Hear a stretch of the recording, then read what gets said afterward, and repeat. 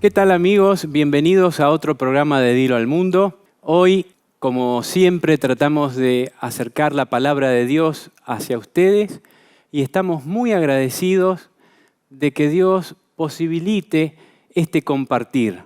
Le pedimos a Dios que bendiga a cada uno de ustedes, donde sea que estén mirando. Dios conoce sus problemas, sus anhelos. Dios conoce las circunstancias que cada uno está viviendo, conoce a la familia de cada uno y tiene un plan para cada uno que quiere desarrollar si lo dejamos. Entonces, este saludo y esta bendición que extendemos sobre nuestros oyentes, televidentes, lo vamos a ver reflejado en este programa. Y tenemos la aventura, tenemos la riqueza de contar con una persona que sabe mucho de esto y que nos va a acompañar con este programa, Kerry-Ann Chambers. Hola, querido Caleb, y también a cada uno de quienes nos acompañan en este Dilo al Mundo.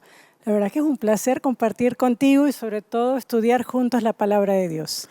Bueno, para mí más todavía, me acompañaste en mi segundo programa, creo que era, y bueno, ha pasado como 2 años. Y estoy muy alegre de que me puedas acompañar con este tema que ya estuvimos hablando hace como 1 año. Más Me acuerdo que nos encontramos en la lavandería. Así es. No es que yo sea de andar lavando ropa, pero bueno. Y hablamos de la soberanía de Dios, de ese Dios tan grande que pone toda su poder, toda su soberanía, toda su fuerza jugada a nuestro favor. Es increíble. Y yo creo que es algo, a medida que nosotros leemos las Escrituras, y creo que fue lo que suscitó esa conversación, estábamos casualmente conversando y empezamos a hablar del Señor, y uno de sus atributos como este salió a la luz, ¿no? Y yo creo que a medida que nosotros leemos las Escrituras, si nosotros queremos conocer mucho más de quién es este Dios que decimos que adoramos, en el cual decimos que creemos, cada una de sus páginas nos van a dar esa revelación de quién es Él. Así que si hoy podemos, aunque sea tocar un poco esa parte del Señor, esa forma de gobernar y de liderar y de estar en control de todas las cosas, bueno, fantástico. Y es un tema muy importante porque Dios se ha preocupado siempre por dar ánimo al hombre. Desde que nos dio vida, juntamente con esa vida quiere que tengamos ánimo. Así es. ¿Cómo le dice a Josué? Esfuérzate y sé valiente, ten ánimo. Así es. Y cuando estaba con los discípulos y sabía que iba a morir, que se iba a ir, que los iba a dejar solos respecto a su compañía física, Él les dijo, no se turbe vuestro corazón. Él se preocupó para que el ánimo de los discípulos no decayera. Así es. Porque cuando nuestro ánimo decae, somos más factibles de ser engañados, más factibles de caer. Y Dios quiere que tengamos ánimo aún en este mundo que es un valle de lágrimas. Aún en este mundo que muchas veces no nos motiva a tener ánimo, pero Dios sí nos motiva a tener ánimo. Y por otro lado está el diablo, que hace lo contrario, quiere desanimarnos. Quiere que veamos todo negro y quiere que pensemos que no hay solución para nosotros. Y entonces es muy importante vivir como viendo al invisible. Correcto. Debe ser un ejercicio cotidiano, habitual y permanente, que nosotros no estemos viendo las realidades que se presentan como las más importantes, sino viendo las realidades eternas, que son las que Dios nos presenta. Exacto. Y la persona que está a cargo de esa realidad. Amén. Que es última instancia. Y yo creo que lo que decía al principio, cuando nosotros conocemos a Dios por quien realmente es Él, y el que está con nosotros, aunque pasemos por circunstancias adversas, sabemos que hay uno que está por encima de todo eso y en el cual Él no está intimidado por eso. Y que Él definitivamente está al control de todo lo que ocurre en este universo, en este mundo y también en mi vida, de manera personal. Y Caleb, yo creo que es algo sumamente importante.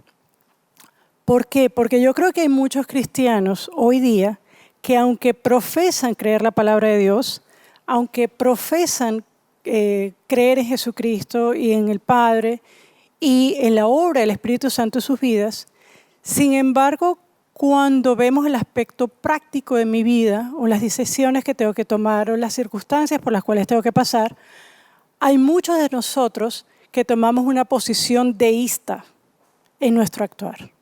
Un deísta es aquel que cree que existe Dios. Él no niega la existencia de Dios. Él cree que Dios sí es creador de todo, pero Dios está allá. Dios está en el cielo y no tiene injerencia en los asuntos de los hombres. Esa es una posición deísta. Y hay muchos cristianos que tristemente tienen esa posición. Sí, yo creo que Dios existe. Sí, Él creó todas las cosas, pero en mi vida Él no tiene poder. O Él no tiene por qué decirme qué hacer o qué no hacer. O Él no está en control de la situación porque si no las cosas no estuvieran así. Eso es una posición bastante peligrosa y engañosa. Y esa posición es la que fomenta el diablo. Correcto. Eso es lo que quiere el diablo que nosotros creamos. Correcto. Y entonces nos bombardea por todos lados y muchas veces Dios permite que tengamos que ejercer fe.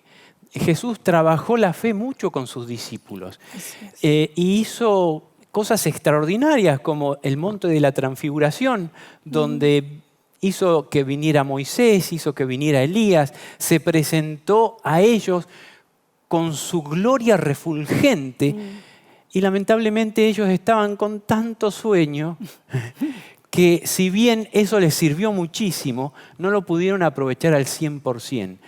Y el malo siempre trata de provocarnos cierto estupor para que no aprovechemos al 100% las cosas que Dios quiere mostrar en nuestra vida. Dios quiere que lo veamos en nuestro cotidiano vivir, claro, hasta en las cosas pequeñas de la vida. Absolutamente. A veces quizás no lo podemos ver con nuestros ojos físicos, lo tenemos que ver con los ojos de la fe.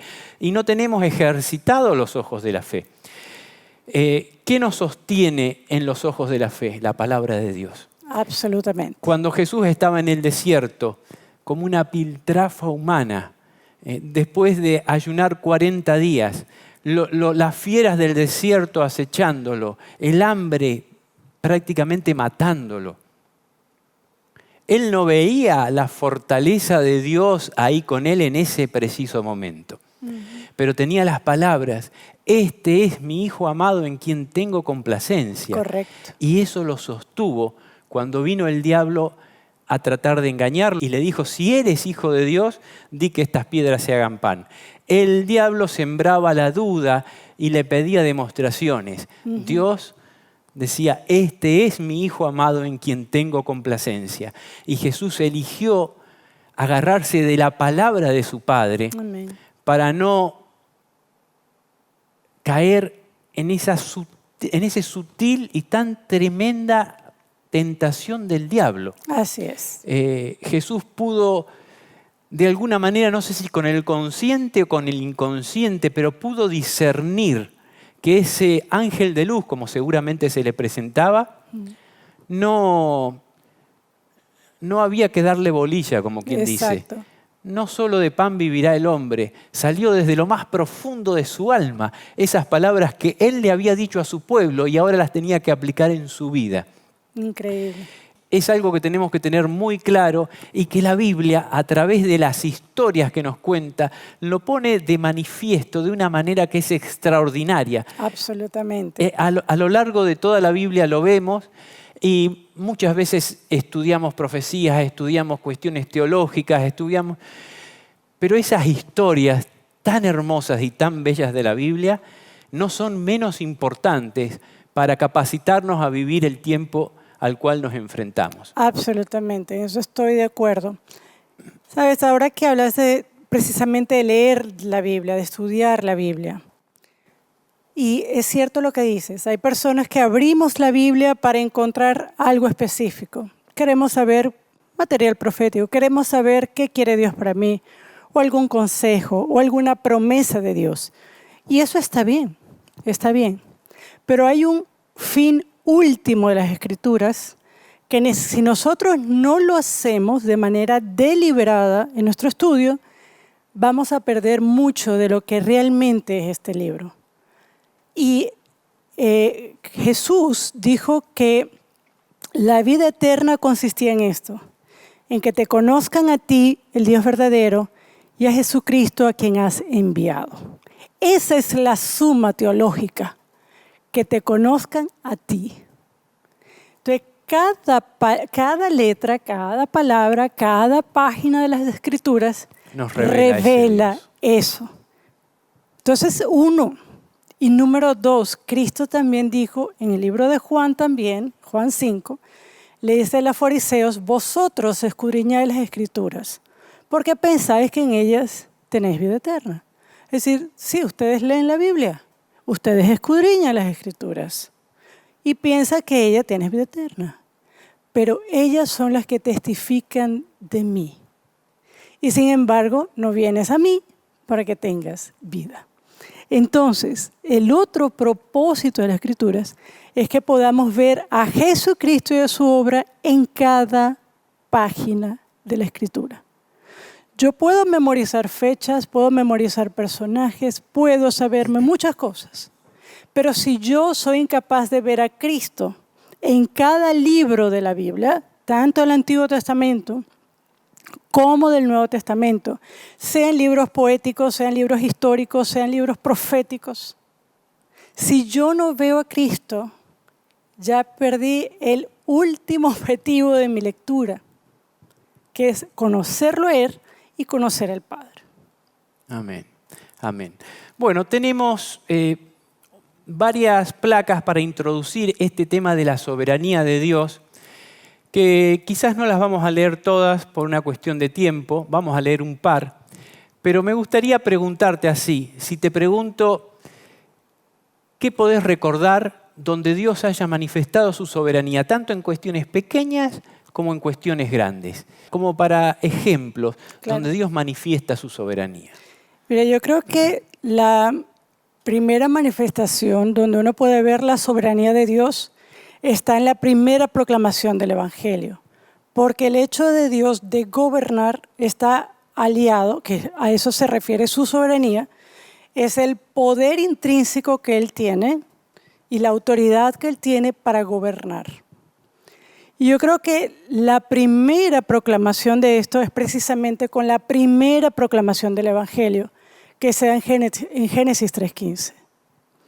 Dios crea un mundo perfecto en 6 días literales, descansa el séptimo día, el sexto día crea a la corona de la creación, a la humanidad. Sin embargo, viene el tentador y algo ocurre. La humanidad cae ante la tentación de Satanás y entra el pecado. Pero aun cuando los planes de Dios parecieran haberse trastocados por la injerencia del enemigo dentro de este mundo, Dios aún gobierna. Y Él inmediatamente hace una proclamación: yo pondré enemistad entre ti y la mujer, entre tu simiente y su simiente. Eso es un acto soberano de Dios. El hecho de que Él tenga el poder aplicar su justicia y redimir también es un acto soberano, el más grande que existe. Amén. Y que Él puede entonces ejercer eso. Pero también, como dices, hay situaciones en las cuales ocurre de manera minuciosa. Por ejemplo, Daniel entendió este principio. Porque de hecho, cuando Daniel 4 dice que el Señor quita reyes y pone reyes. Y se lo dijo a Nabucodonosor. Dios, sí, tú estás aquí, este es tu puesto y Dios lo ha hecho. Dios, por ejemplo, incluso antes, cientos de años antes del nacimiento de Ciro, ya Dios había proclamado en el libro de Isaías que él iba a tener un ungido llamado Ciro, y que Ciro era el que iba a ejecutar su voluntad. Aun cuando él ni siquiera había un pensamiento de Ciro, ya Dios así lo había decretado. ¿Por qué? Porque la Biblia dice que él hace las cosas por el puro placer de su voluntad. Y de la misma forma, él puede comunicar ese placer de la voluntad a su pueblo. Dice, sí, esto es lo que está pasando, pero no te preocupes, yo tengo un ungido y él va a hacer mi obra. Ese es Ciro. Entonces, nos habla de un Dios que, como te digo, no está intimidado, que tiene pleno conocimiento del pasado, del presente, del futuro, y que tiene todo poder y autoridad, toda autoridad, para actuar en cualquier circunstancia. Y que le gusta incluso hacerlo a través y con sus hijos, con los hombres. Absolutamente. En ese caso, por ejemplo, tenemos el caso de Josué, cuando le pidió, y Dios lo toma como una orden de Josué, al cual él se complace en cumplir, de suspender el sol y atrasar el devenir de ese día, hacer que dure casi 2 días. Sí. Qué extraordinario el poder de Dios. Absoluto. Y también lo vemos en cosas pequeñas. Cuando Pedro, por ejemplo, le dijeron, tu Señor no paga el impuesto del templo. Y Pedro dijo, sí, ¿cómo que no lo va a pagar? Y no le correspondía pagarlo porque Jesús era el hijo del rey, era el príncipe del universo y los príncipes no se pagan impuestos a sí mismos. Entonces, pero para que no quedara mal Pedro, le dijo, ve, tira la caña de pescar o el primer pez que agarres. Pedro era pescador, lo más fácil que él tenía era ir y pescar. Bueno, ábrele la boca y saca la moneda, vas a encontrar el valor necesario para pagar tu impuesto y el mío. Increíble. O incluso el testimonio de José en Egipto. O sea, fuera de todo lo que pasa con José, toda la travesía de José, cuando finalmente él se encuentra cara a cara a sus hermanos, cuando ya él se revela a sí mismo y dice, sí, soy yo. Y sus hermanos quedan sorprendidos. Le dice, lo que ustedes planearon para mal, Dios lo obra para bien. Increíble. Todo lo que le había pasado a José había sido dirigido por Dios. Dirigido por Dios. Y los hermanos se arrepienten y cambian. Exacto. Si estudiamos la vida de los hermanos, vemos que cometieron actos terribles, pero cómo fueron cambiando. Así es. Y José lo pudo ver en ese momento porque José los probó. Claro. Y ellos realmente habían cambiado. Increíble. Bueno, acá tenemos también un texto de Éxodo capítulo 9. Dice así, Éxodo 9, comenzando en el versículo 13. Entonces el Señor dijo a Moisés, levántate muy de mañana, preséntate delante del faraón y dile que el Señor, el Dios de los hebreos, dice así, deja ir a mi pueblo para que me sirva, porque yo enviaré esta vez todas mis plagas sobre ti, sobre tus servidores y sobre tu pueblo, para que entiendas que no hay otro como yo en toda la tierra. Porque hasta ahora yo podría haber extendido mi mano para herirte a ti y a tu pueblo, con una plaga tal que ya habría sido eliminado de la tierra. Pero por esto mismo te he dejado con vida, para mostrarte mi poder y para dar a conocer mi nombre en toda la tierra. ¿Todavía te insolentas contra mi pueblo para no dejarlos ir? He aquí, mañana a estas horas yo haré caer granizo tan pesado como nunca lo hubo en Egipto, desde el día en que fue fundado hasta ahora. Versículo 19. Ordena pues que recojan tu ganado y todo lo que tienes en el campo, en un lugar seguro, porque el granizo caerá sobre todo hombre o animal que se halle en el campo y que no haya sido recogido en casa y morirá. Qué extraordinario. Vemos cómo Dios presiona a Faraón y parece que Dios necesitara, si lo entendiéramos mal, que Faraón dijera, sí, los dejo ir. Pero no es así. Dios simplemente está mostrando a los creyentes y a los no creyentes ¿Quién es Él? quién es el soberano. Sí. Quieran creerlo o no lo quieran creer. Y esto es una maqueta de lo que va a pasar en el mundo. El faraón después, si bien ya estaba profetizado por Dios de que iba a endurecer su corazón, el faraón reconoce que ha pecado contra Dios y que ha pecado contra el pueblo hebreo y que Dios es justo. Lo reconoce, como lo va a reconocer el mismo diablo en su momento. Dios podía eliminar al faraón, pero Dios quiso mostrar a todos los pueblos del mundo, a los egipcios y también a su propio pueblo, quién es el gobernante que hace lo que realmente quiere. Y que lo que quiere, esa mano fuerte, está de parte de sus hijos. Amén. Dios nunca desampara a sus hijos, a no ser puntualmente por algo que Él haya querido. Exacto. Tenemos el caso de Job, Por ejemplo. tenemos el caso de Esteban, tenemos, el caso de 11 de los 12 discípulos que murieron por Jesús. Exacto. Pero fue con una finalidad específica que Dios permitió esto. Pero Dios quiere guardarnos, como lo guardó a Moisés. Moisés estaba enfrentando a un gobernante que mandaba a matar a cualquiera por muchísimo menos. Claro. Y Moisés lo enfrentó, pero de una manera sin ningún tipo de miedo. Exacto. Porque iba de parte de Dios. Correcto. Entonces, cuando vayamos de parte de Dios, enfrentemos a quien tengamos que enfrentar, tenemos que tener estas cualidades. Humildad en nosotros mismos, pero no desconocer que Dios es el que realmente tiene el poder de salvarnos, de darnos vida, como le pasó a los amigos de Daniel cuando enfrentaron el horno de fuego. Por ejemplo, sí. Ellos no temieron de Nabucodonosor.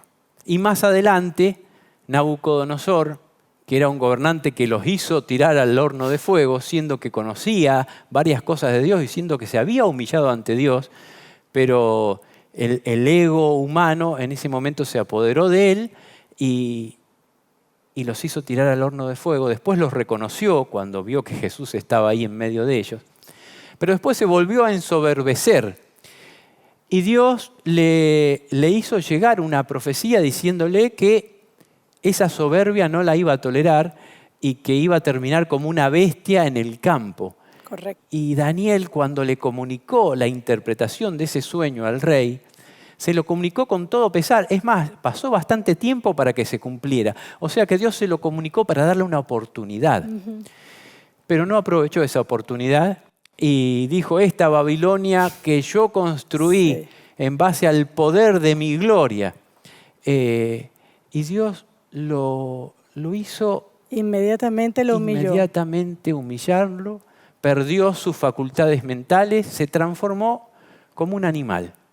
Y estuvo 7 años en el campo, como cualquier bestia. cayéndole el rocío de la noche, como cualquier bestia. Y al cabo de esos 7 años, Dios le hizo recobrar su conocimiento. Y entonces alabó a Dios y exaltó el nombre de Dios, por sobre todo nombre y por sobre todo principado. En 2 de Reyes 19 dice, por tanto así ha dicho el Señor acerca del rey de Asiria, no entrará en esta ciudad, no tirará en ella ni una sola flecha, no vendrá frente a ella con escudo, ni construirá contra ella terraplén. Por el camino por donde vino, por él se volverá, y no entrará en esta ciudad, dice el Señor, pues defenderé esta ciudad para salvarla, por amor de mí mismo y por amor de mi siervo David. Aconteció que aquella misma noche salió el ángel del Señor e hirió a 185.000 en el campamento de los asirios. Se levantaron por la mañana los israelitas y he aquí que todos ellos eran cadáveres. Entonces Sennacherib, el rey de Asiria, partió y regresó y permaneció en Nínive. Pero sucedió que mientras adoraba en el templo de Nisroch, su dios, sus hijos Adramelech y Sarecer lo mataron a espada y huyeron a la tierra de Ararat. Y su hijo Esarhadón reinó en su lugar. Entonces estaba en ese momento el rey Ezequías, que había hecho la obra de Dios respecto a que había destruido los ídolos que habían construido reyes pasados. Y entonces cuando se vio asediado, cuando lo rodean, ¿cómo es que se llama eso?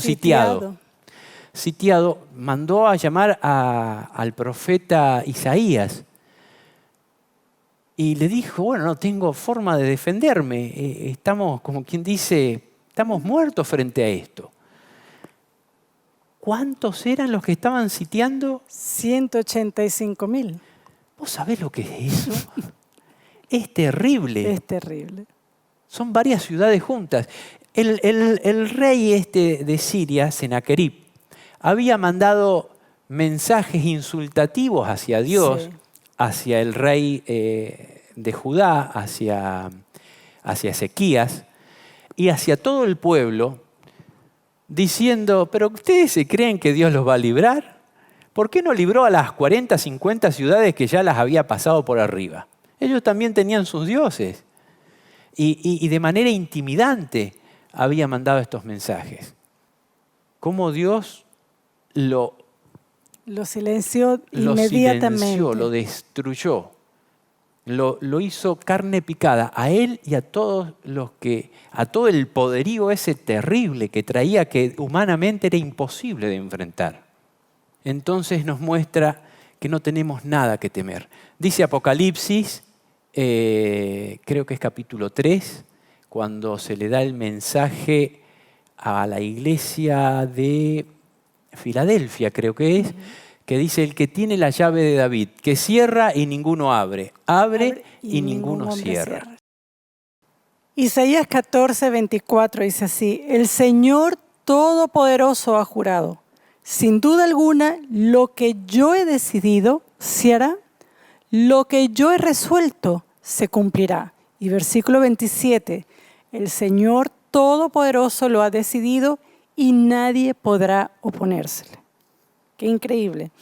Es un Dios que no solamente es soberano en el universo, sino que tampoco nada ni nadie puede oponerse, puede contender contra Él. Y por eso, como criaturas, es algo tan terrible y a veces tan lleno de ignorancia. El tratar de nosotros poder, aunque sea hablar, o tratar de ensoberbecernos delante de Dios. Es como que si una hormiguita se parara delante del elefante o delante de la jirafa y esa hormiga le diga, ¿y quién eres tú? La jirafa o el elefante solamente tiene que mirar y decir, soy el que está aquí arriba, soy más grande, más poderoso, más fuerte que tú. Pero tú en tu mente de hormiguita no te das cuenta quién tienes al lado. Y eso es lo que nos pasa a nosotros, como humanos. Nuestra visión en ese sentido es limitada de quién realmente es Dios. Pero Él aquí lo refleja. Isaías conocía de antemano esa revelación de Dios, porque Él comienza su libro con esa visión de Dios grande, exaltado en su trono, poderoso. Hasta el punto de que él, lo que llevó a hacerlo fue decir, soy un hombre de labios inmundos, impuros. Él creía que iba a morir en ese momento. Era un terror santo. Yo voy a morir porque sé que estoy delante del Santo de Israel. Y aquí él lo vuelve a ver, basado en esa visión de quién realmente es Dios. Entonces él dice, lo que él ha decidido se hiciera y nada podrá oponérsele, nada ni nadie podrá oponérsele. Así es. Isaías 43:13, desde siempre yo soy Dios, nadie puede librar de mi poder, nadie puede deshacer lo que yo hago. Acá tenemos un componente de tiempo también. Exactamente. Desde siempre, y sabemos que es hasta siempre. Correcto. Y también Isaías 55:11.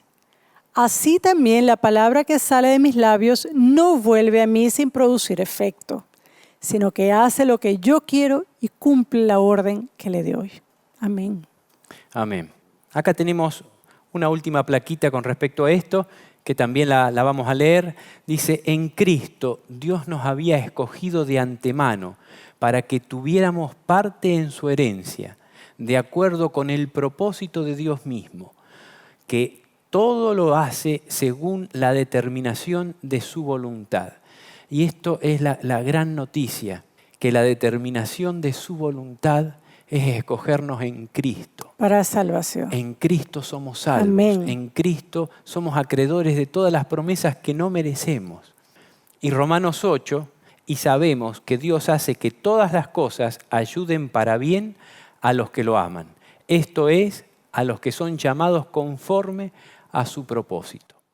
Dios planificó la existencia de cada uno de nosotros y Dios nos ha llamado para trabajar en su obra, no porque nos necesite, sino porque nos ama. Así es, así es. Y bueno, entramos entonces con la historia de Ruth.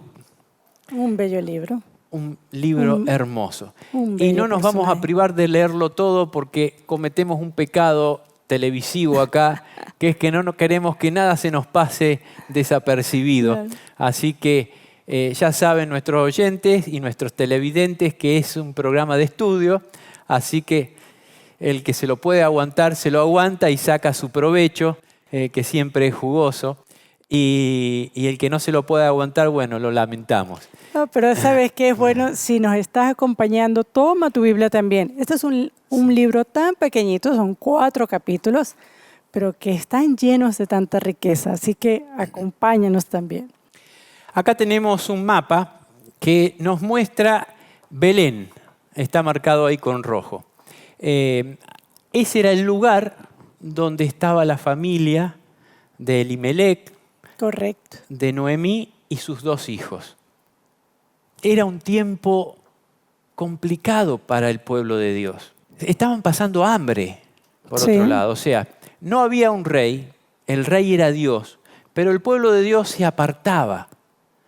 Y Dios tenía que dejar al pueblo de Dios, cuando te querés apartar de Dios, Dios te tiene que dejar, te tiene que dar libertad. Y entonces venían castigos, entonces venían problemas. Y entonces el pueblo de Dios se arrimaba a Dios y Dios los volvía a refrescar y los volvía a bendecir. Y después se apartaban y Israel iba haciendo ese derrotero. Y vemos que Dios, aún de las cuestiones más negativas, de las historias más oscuras, puede sacar algo hermoso. Así es. Y vemos que no hay que desanimarse, como consideración general. Acá esta familia tuvo que dejar su lugar y desterrarse a Moab. Moab tuvieron que dar la vuelta al mar, yo creo que por Sí. acá, Y o llegar. si no, no sé si por acá habrá habido algún paso, por acá, pero dejaron la tierra que Dios les había dado y se fueron a vivir con los enemigos. Eran enemigos de Dios. Adoraban a dioses extraños. Así es. Y cuando uno hace esto, se ve muchas veces en camisa de 11 varas, como se dice. También le pasó a David, en un momento muy complicado, que tuvo que dejar su pueblo porque lo perseguía Saúl, lo perseguía el rey, y él tuvo ocasiones de matarlo, pero como era el ungido de Dios, él respetó toda la vida eso, siendo que él ya había sido ungido para ser rey, pero él esperó que Dios hiciera las cosas. No quiso él adelantarse a Dios. Y eso es algo extraordinario que podemos aprender de David. Bueno. Sabes que con sí. respecto a lo del tiempo, el mismo libro de Ruth, cuando leemos el primer versículo, hablaba que en ese tiempo gobernaban los jueces. Y si nosotros vamos al libro de Jueces, hay una frase que se repite constantemente y que viene precisamente como a describir cuál era la situación que se estaba viviendo. Uno, en primer lugar, lo que habías dicho, que no había rey, no había una cabeza visible, por así decirlo, dentro de Israel, Pero también vemos que ellos hacían lo que le parecía bien a sus ojos. Había tan poco conocimiento entre lo que es recto o no, lo que era correcto. O sea, era como una persona sin guía absolutamente. Bueno, lo que me parezco, eso hago. Estaban los profetas. Así es. Pero ¿qué pasa? Al no haber un rey, los reyes humanos muchas veces ponen látigo. Sí. En cambio Dios los dejaba en libertad.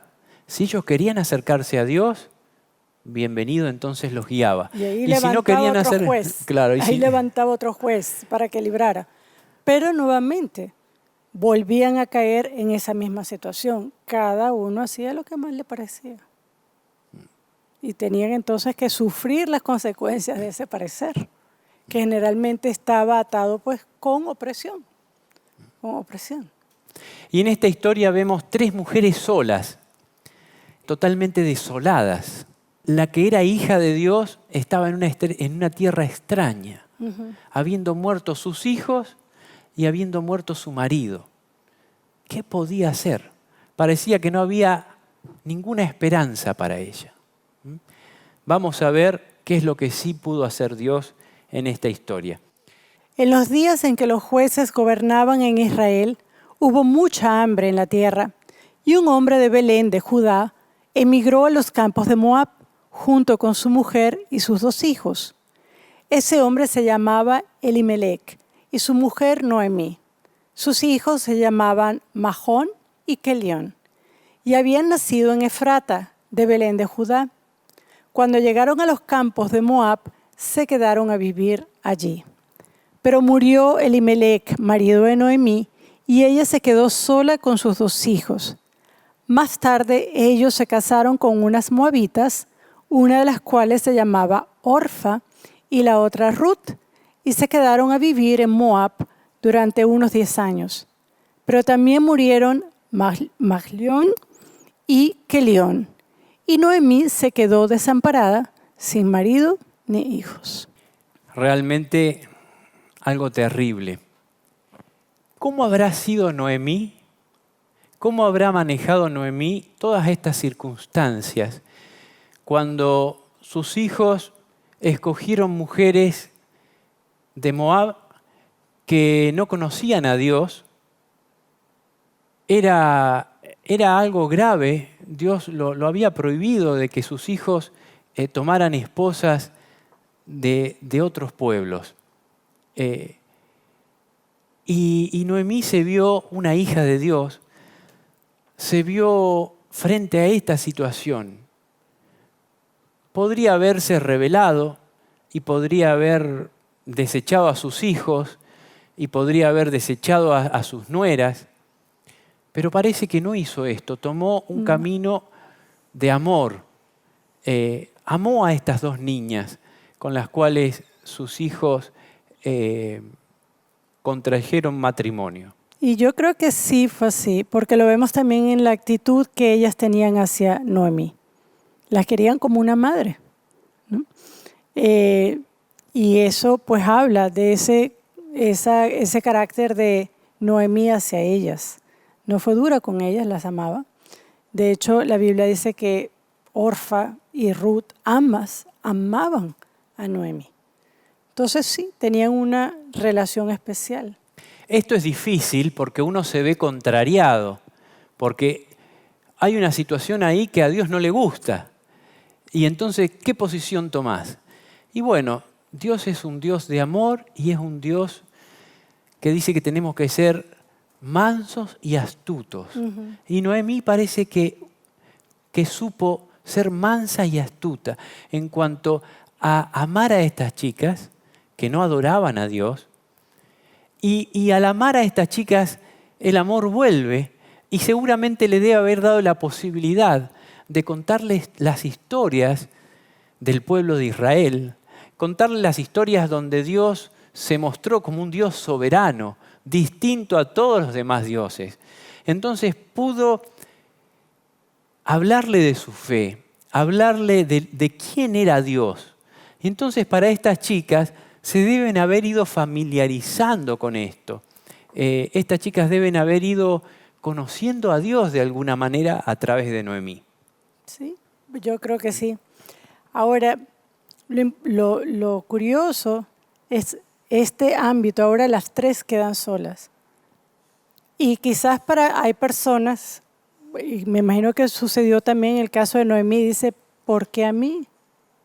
¿Por qué me tengo que quedar viuda en un lugar extraño? ¿Cómo una madre ve a sus hijos morir? Una cosa es perder a tu esposo y eso duele, pero ahora que veas morir a tus hijos. No se está preparado. Lo peor que le puede pasar a un padre es tener que enterrar a una madre a sus hijos. Entonces ella está totalmente desamparada, no tiene quien la proteja, no tiene quien provea para ella, perdió a sus seres amados y está con otras dos niñas que están en la misma circunstancia de ellas, porque también han perdido a sus esposos. Entonces, en una idea de total desamparo y abandono. ¿Cómo sigue la historia? Bueno, acá tenemos unas imágenes que de alguna manera siempre nos sirven para graficar ese dolor. Estas imágenes las vamos a ir comprendiendo más en el devenir de la historia. Dolor también de sus nueras, a las cuales ellas seguramente se deben haber consolado mutuamente. Y seguimos. Cuando Noemí se enteró de que el Señor había bendecido a su pueblo y que el hambre había terminado, decidió abandonar Moab junto con sus nueras. Las tres mujeres salieron de donde habían vivido y emprendieron el camino de vuelta a la tierra de Judá. Pero Noemí les dijo a sus dos nueras, es mejor que regresen a la casa de su madre, que el Señor las trate con misericordia, tal y como ustedes nos trataron a mis hijos y a mí. Que el Señor les conceda ya reposo, cada una en casa de su propio marido. Luego las despidió con un beso, pero ellas se pusieron a llorar a voz en cuello y les dijeron, las dos nos queremos ir contigo a tu pueblo. Acá vemos, ella se había ganado el amor Exacto. de estas chicas. Realmente la amaban, estaban dispuestas a dejar sus familias, dispuestas a dejar su tierra para acompañar a esta mujer. Pero ella luego piensa y dice, no, vuélvanse. Aquí van a tener más oportunidad de encontrar un marido, son jóvenes, de rehacer su vida. Y en el devenir de la historia encontramos más datos. Así es. Dice, pero Noemí respondió, regresen a su pueblo, hijas mías. No tiene caso que vengan conmigo, pues ya no tengo más hijos que puedan ser sus maridos. Vayan, hijas mías, yo ya estoy vieja para tener marido. Y aun cuando abrigara la esperanza, y esta noche estuviera con un hombre y volviera a tener hijos, ¿habrían de quedarse ustedes sin casar por causa de ellos? No, hijas mías, mi amargura es mayor que la de ustedes, porque el Señor se ha puesto en mi contra. Pero ellas seguían llorando a voz en cuello. Y Orfa se despidió de su suegra con un beso, pero Ruth se quedó con ella. Entonces Noemí dijo, mira a tu cuñada, ya regresa a su pueblo con sus dioses. Regresa también tú. Acá vemos que había un asunto de fondo. Noemí veía que en ese desamparo que a ella le tocaba, que ella sentía que Dios la había desamparado, su nombre significaba dulzura, una mujer dulce. Y ella ahora se veía contrariada totalmente, ahora una mujer amargada, porque ella pensaba que Dios la había castigado de esta forma. Sabía que Dios rige nuestra vida y entonces esto no habría pasado si Dios no lo hubiera permitido. ¿Cómo puede ser que Dios haya permitido esto? Entonces, por un lado creía, pero ese creer le era contrario, porque sentía que Dios era el que la había condenado de esa manera. Y no quería que esa condena pesara sobre sus nueras. Y también había otra cosa. Ella le había hablado de Dios a sus nueras, pero no sabía si sus nueras querían o no elegir a Dios. Ya la estaban eligiendo a ella. Quería el bienestar de sus nueras y quería la libertad de sus nueras. Que no la siguieran por una cuestión de inercia. que quizás habían estado con ella, y entonces ella quería decir, no, dentro del panorama negro que tenemos, ustedes aquí tienen a su pueblo, a sus padres, a su familia, su idiosincrasia, su cultura, su posibilidad de casarse y rehacer su vida. Van a venir a un lugar donde quizás no las van a querer porque tienen otra cultura, pero el punto determinante era a qué Dios van a seguir. Exacto. Si ustedes siguen siendo moabitas en cuanto a la religión, quédense en Moab. Ya regresa a su pueblo con sus dioses. Exacto. Y acá seguimos con el relato de la historia, es tremendo. Pero Ruth le respondió, no me pidas que te deje y me aparte de ti. A donde quiera que tú vayas, iré yo. Donde quiera que tú vivas, viviré. Tu pueblo será mi pueblo y tu Dios será mi Dios. Donde tú mueras, moriré yo, y allí quiero que me sepulten. Que el Señor me castigue más aún si acaso llego a dejarte sola. Solo la muerte nos podrá separar. Y como Noemí vio que Ruth estaba resuelta a ir con ella, no dijo más. Así las dos siguieron caminando juntas hasta llegar a Belén. Me ha hecho llorar de emoción mucho estas palabras. Aquí Ruth demuestra de qué madera estaba hecha. Exacto. Y vemos el llamado efectivo de Dios en el creyente. Noemí, yo creo que Noemí, a pesar de todo lo que ella había compartido en ese momento, quizás no podemos decir que era la mejor evangelista, ¿no? Regresen a sus casas, regresen a sus dioses. Yo no puedo ayudarlas humanamente, no puedo, hijas. No puedo ofrecerles nada. Y Orfa, a pesar de que ella quería a Ruth, dice, bueno, sí, no me voy a aventurar a lo que no sé. ¿Cómo voy a ir a Belén? Vuelvo a lo que ya conozco. Pero Ruth no. Ruth escuchó más allá y dijo, no. Yo me aventuro, aunque no sé, yo voy a lo desconocido. ¿Por qué? Porque tu pueblo será mi pueblo y tu Dios va a ser mi Dios. Qué declaración la de Ruth. Acá vemos que Dios había ido haciendo un trabajo en la vida de Ruth, porque no se llega a esta declaración así por arte de magia, no es un arranque de carácter. Ni es una emoción, no es algo así.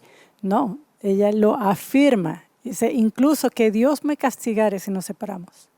Increíble. Ella decidió unir su vida con Noemí, al igual que unir su vida con Dios. No importaba lo que viniera. Exacto. Así fuera ir a la misma muerte, ella iba decidida. Exacto. Ella no tenía ninguna duda. Vemos en el transcurso de la historia que Ruth era una chica sumisa, era una chica humilde, era una chica amorosa. No era de plantarse así por cualquier cosa. No. Y acá se planta y demuestra esa palabra resuelta. Si bien era una chica sumisa, tenía las cosas claras porque Dios le había clarificado el panorama. Exacto. Le había dado una fe impresionante. Impresionante. Ella, ¿qué podían tener de futuro? 2 viudas. No había futuro para ellas. En una tierra donde ella no conocía, donde posiblemente iba a ser discriminada, que tenía sus leyes, que eran enemigos, los moabitas eran enemigos del pueblo de Israel. No es que venía un extranjero, eran enemigos de sangre hasta el día de hoy. Son enemigos de sangre, tienen cuestiones que no se han allanado a través de los años. Hasta el día de hoy están en guerra. Hay cuestiones que no se superan.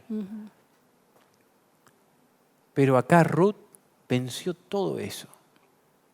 Todo eso. Es extraordinario este texto. Es increíble. Es increíble. Y en cuanto entraron a la ciudad, hubo gran agitación entre toda la gente por causa de ellas, pues decían que ¿no es esta Noemí? Pero ella les respondió, ya no me llamen Noemí, llámenme Mara. Ciertamente grande es la amargura que me ha hecho vivir el Todopoderoso. Yo salí de aquí con las manos llenas, pero él me ha hecho volver con las manos vacías. ¿Por qué llamarme Noemí si el Señor se ha puesto en mi contra y mis aflicciones vienen del Todopoderoso? Fue así como Noemí volvió de Moab, acompañada de Ruth, su nuera moabita. Llegaron a Belén cuando comenzaba la cosecha de la cebada. Es que aquí, antes de que pasemos al segundo capítulo, quizás para algunas personas, el decir, no, el diablo ha hecho esto contra mí, ¿no? Esa sería la respuesta que esperamos escuchar. Claro, es lo primero que decimos. Es lo primero. Y en parte es verdad. En parte es verdad. Porque Dios no le mató a su hijo, Claro. a sus hijos y a su marido. Claro. Dios permitió. Exactamente. Pero Noemí veía más allá que sencillamente el simple enemigo. Y él decía, Dios ha obrado así, el Todopoderoso ha obrado así. Y me siento amarga por eso, no es fácil. Y yo sé que hay veces, hay circunstancias en las cuales tenemos que enfrentarnos a situaciones como estas. De repente perdemos a un familiar, de repente perdemos nuestra salud, o algo ocurre en nuestro hogar, o tenemos un negocio y vamos a la bancarrota. Son circunstancias que ocurren. Y muchas veces no entendemos, porque acá Noemí no entiende, no había un porqué. Muchas veces dice, bueno, yo pequé, hice esto, y entonces Dios me castigó de así, asado. Pero hay casos como el caso de Job, o acá el caso de Noemí. Ella sabía que Dios había permitido esto, pero no entendía. Y no era fácil. No es que ella se sintió, bueno, bien, tranquilo. No, me duele, pero voy a pasarlo. No se rebeló contra Dios en ese proceso. No levantó su puño contra Dios, sino que dijo, bueno, si el Todopoderoso ha permitido esto, y fíjese el tipo de atributo que ella dice de Dios, el Todopoderoso, si el que todo lo puede permite que yo pase por esto, entonces lo voy a aceptar. Si me tengo que dejar de llamar Noemí, que quiere decir dulzura, para llamarme Mara, que quiere decir amargura, y es lo que me ha tocado, lo acepto. No me llamen Noemí nada más, o sea, cámbienme el nombre para reconocer la realidad de lo que estoy viviendo. Pero fíjate, dentro de esa situación tan amarga, vemos cómo termina ese capítulo. Ellas llegan a Belén cuando comenzaba la cosecha de la cebada. Entonces, ahí ya empezamos a ver cómo Dios empieza a mover las piezas. El Todopoderoso no envía a Noemí y a Ruth en cualquier tiempo a Belén. Las envía justo en ese momento. Noemí tenía por parte de su marido un pariente que se llamaba Boz. Era un hombre muy rico de la familia de Elimelec. Un día, Ruth le dijo a Noemí, por favor, déjame ir al campo a recoger espigas. Iré detrás de quien bondadosamente me deje recogerlas. Y Noemí le respondió, ve, hija mía. Ruth fue al campo y recogió espigas siguiendo a los segadores. Y resultó que aquella parte del campo era de Boz, el familiar de Elimelec. De pronto Boz llegó de Belén y saludó a sus segadores, que el Señor esté con ustedes. Y ellos le respondieron, que el Señor te bendiga. Luego Boz le preguntó al mayordomo de sus segadores, ¿de quién es esa joven? Y el mayordomo le respondió, es la moabita que volvió con Noemí de los campos de Moab. Nos pidió que la dejáramos ir tras los segadores y recoger lo que se va dejando entre las gavillas. Y desde esta mañana que entró en el campo no ha descansado ni siquiera un momento. ¿Qué podemos analizar acá? Bueno, ahí vemos nuevamente la mano de Dios en acción. No solamente guía a Noemí y a Ruth a Belén en el tiempo de la cosecha de cebada, sino entre todos los campos de cebada directamente al de Boz, donde está un pariente. Y ya vamos a ver la importancia de esa figura del pariente. Ellas lo podrían haber buscado, podrían haberlo tramado. Pero esto no fue humano, sino que Dios es el que lo hilvanó. Dios empieza a abrir puertas para el sustento de estas dos viudas. Y Dios utiliza la humildad de Ruth. Sí. porque el ser espigadora era como el último de los últimos de los últimos de los últimos. Eran mendigos. Sí, y era estar a la merced de lo que se establecía en la ley. Claro, Dios había ¿Sí? puesto En Levítico para su pueblo. 19 vemos eso. En Levítico 19, 9 y 10, por ejemplo, se menciona que había que dejar sin cosechar los bordes o las esquinas. ¿Para qué? Para que los pobres tuvieran el sustento. Y ella va precisamente detrás de lo que quedaba. Como los seres humanos, cuando nos esforzamos en hacer algo, decimos, bueno, esto es mío. Pero como Dios, y no queremos que se nos caiga ni un granito, Sí. pero como Dios hacía provisión para los pobres. Y eran 2 viudas. Bueno, O sea, estaban Dios totalmente había provisto desamparados. para las desamparadas, para Sí. las viudas, para los que incluso habían cometido errores, que tuvieran una forma de tener Algo de poquito, comer. pero que pudieran comer. Exactamente.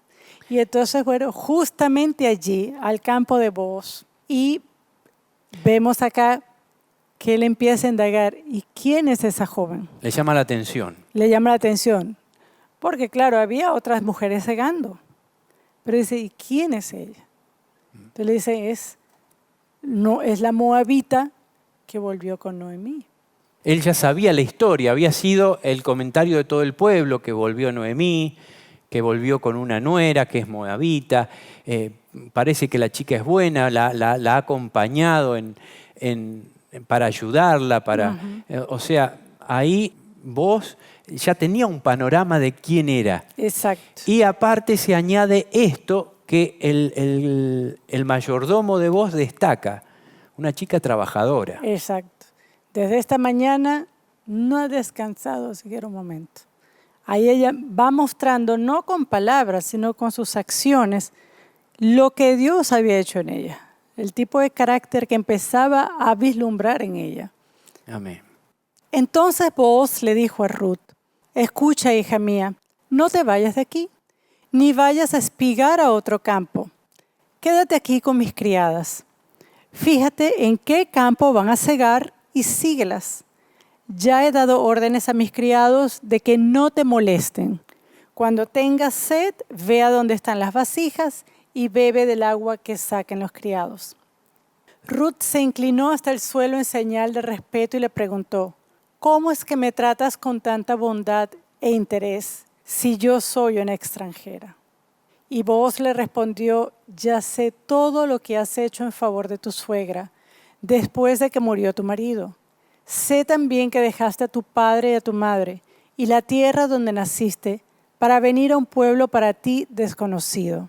Que el Señor te recompense por lo que has hecho. Que el Señor, bajo cuyas alas has buscado refugio, te premie por esta acción tuya. Ruth le dijo, Señor mío, espero ser digna de tu bondad.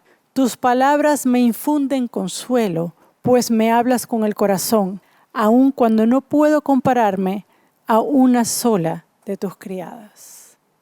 Qué bonito, ¿no? Hermoso, hermoso. Que podamos ser como vos, que nuestras palabras puedan infundir ánimo, que nuestras palabras puedan infundir esperanza, que al que está caído podamos ser como fue vos, que cumplió cuando Jesús dice, cuando tuve sed me diste agua, cuando tuve hambre me diste de comer. Ahí Jesús mostraba ser un corderito de ese Dios al cual estaba representando. Aquí, por ejemplo, me llama la atención lo que dice Booz. Como bien resaltaste allí, dice, ya sé todo lo que ha pasado, sé cómo has actuado. Pero él le da una bendición, él dice que el Señor bajo cuyas alas has buscado refugio, te premie por esta acción. Daba a conocer realmente cuál era la fe de Ruth. No has venido a refugiarte en las alas de tu suegra, no has venido a refugiarte en las alas de lo que Belén puede ofrecerte o de cualquiera quien pueda ofrecerte. Has buscado refugio en las alas de Dios. Y allí está un testimonio de la fe de Ruth, de esa afirmación de Ruth. Era como cuando en Romanos 8 nos dice que el Espíritu Santo da testimonio en nuestro espíritu de que somos hijos de Dios.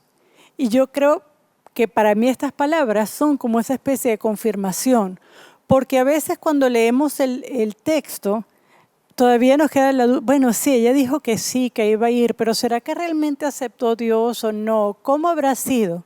Pero aquí está claramente, o sea, sí, ella se refugia en Dios, ese es su consuelo, y Dios ahora entonces le da la afirmación, sí, eres mi hija y yo voy a cuidar de ti, a una moabita.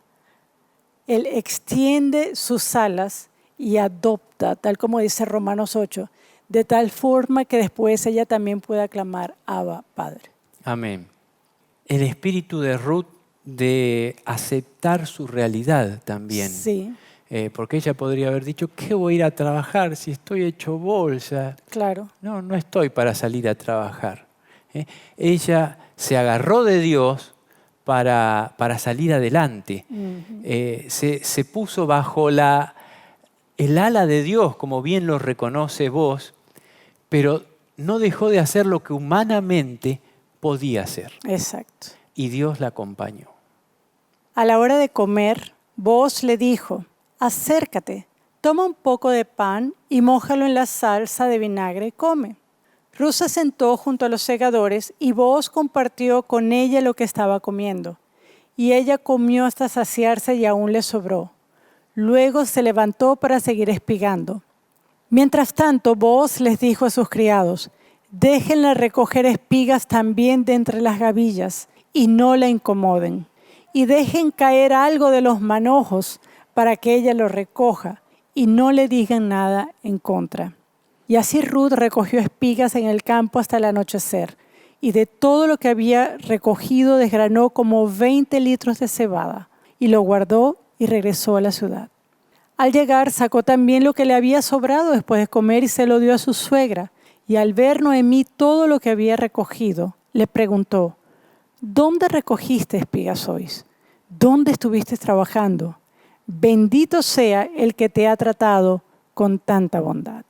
Noemí se da cuenta, Noemí era alguien que tenía mucha percepción. Sí. Se dio cuenta que había algo raro ya, algo actuando, que era un milagro de Dios. No dijo, mira cuánto que trajiste y nada más.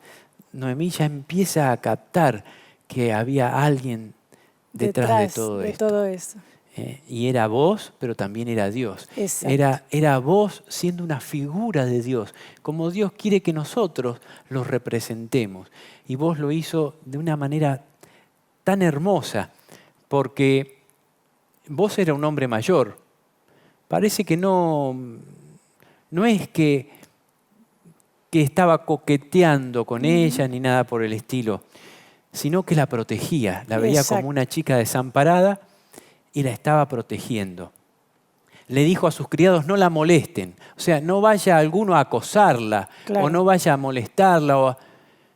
Mostró su favor para con esta hija de Dios, como Dios muestra su favor para con su pueblo. En protección, ¿no? Y en ser dadivoso. Bueno, dejen caer. ¿No? Claro, le quiso dar sin mostrar que le estaba dando. Exactamente. Como quien dice. Y la tomó de ser una espigadora. Dijo, bueno, ve, toma agua con las criadas, no te vayas a otro campo. Él mostró su favor hacia Ruth. Sí. Ruth le contestó a su suegra que había estado trabajando en el campo de un hombre llamado Booz. Entonces Noemí le dijo, que el Señor lo bendiga. El Señor no nos ha retirado la bondad que mostró hacia nuestros muertos. Luego añadió, ese hombre es pariente nuestro, es uno de los que pueden rescatarnos. Y la moabita Ruth contestó, ese hombre también me dijo, júntate con mis criadas hasta que se acabe la cosecha. Noemí le dijo a Ruth, su nuera, es mejor que espigues con sus criadas y no te molesten en otro campo. Y Ruth se quedó espigando con las criadas de Booz hasta que terminaron de segar el trigo y la cebada. Mientras tanto, siguió viviendo con su suegra. Acá Noemí ya empieza a ver la realidad que Dios les estaba ofreciendo. las posibilidades que Dios le estaba ofreciendo. Y es lo que ella menciona acá cuando ella dice, bueno, sí, estoy espigando donde vos, así se llama. Pero este hombre, dice Noemí, es pariente nuestro, pero no cualquier pariente. Porque, por ejemplo, en Ruth 2, cuando vemos el principio de ese capítulo, dice, tenía Noemí un pariente de su marido. Esa palabra pariente es como familiar, es un familiar de su esposo, que era un hombre rico que se llamaba Boaz. Entonces, sencillamente es eso, es un familiar. Pero aquí Noemí agrega algo más. No es cualquier familiar, es un pariente que puede rescatarnos. Y por eso cuando uno ve la palabra en hebreo, cuando habla pariente aquí, no es la misma que en 2.3, es Goel, que significa pariente rescatador, que tiene esa autoridad, que tiene esa facultad. Entonces, por eso ella dice, Él es uno de los que puede rescatarnos. Entonces, imagínense la sorpresa de Noemí, sabiendo que Dios ha llevado a Ruth justo al pariente rescatador. Ahora, quizás para quienes nos siguen, dice, pero ¿qué es esto del pariente rescatador? ¿De dónde sale esta figura? Y sí, en el Antiguo Testamento, en el libro de Deuteronomio, lo vemos también en Levítico, había esta figura. Si un hermano, por ejemplo, tenía una deuda y no podía terminar de pagarla, entonces su hermano podía, como decir, asumir esa responsabilidad y él rescataba al deudor y pagaba. O en el caso de Deuteronomio 25, habla entonces de que si una pareja muere, si su esposo muere, el hermano de ese esposo puede rescatar a la viuda. No solamente puede, sino que debe rescatar a la viuda. Y sobre todo si no han tenido hijos, ¿para qué? Para dar la posteridad, para que no se pierda el nombre de la familia.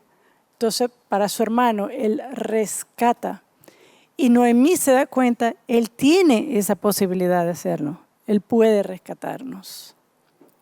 Y ya vamos a ver lo maravilloso que es. De alguna manera empieza a vislumbrar otro panorama, empieza a vislumbrar cuando dice el Señor no nos ha retirado la bondad que mostró hacia nuestros muertos. Exactamente.